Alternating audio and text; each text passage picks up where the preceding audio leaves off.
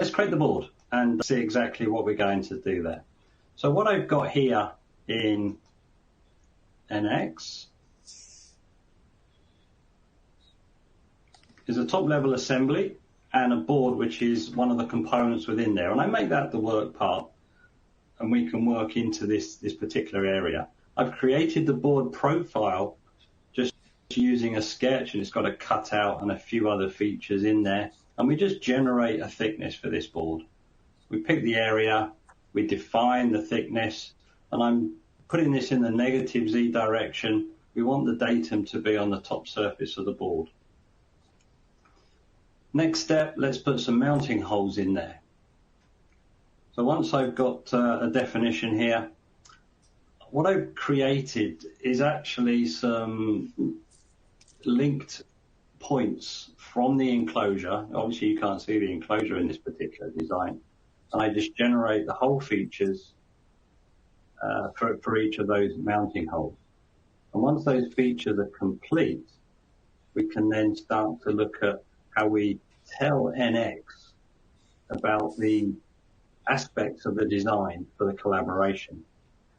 So the first thing we need to do here is to define the board profile.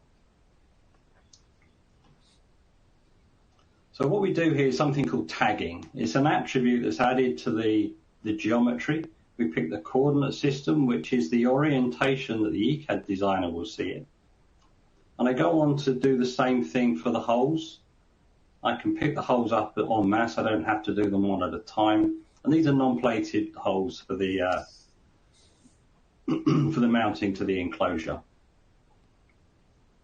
So what I've also done here on the next step is that I've generated a couple of sketches, and these represent some no-go areas, some restriction areas, some obstructs, depending on your preference in terminology. And we define these as an area. So I've got a placement obstruct here, which is to prevent any electronic components being placed in that area, and that's communicated to the ECAD side. I've got a separate area here, which is it's a special area, and we do some name alignment. And I've got a user draft layer 1, which is a name match to a special area on the ECAD side, such that the ECAD side can understand what to do with that. Thank you for watching. To learn more about this topic, check out the links in the description.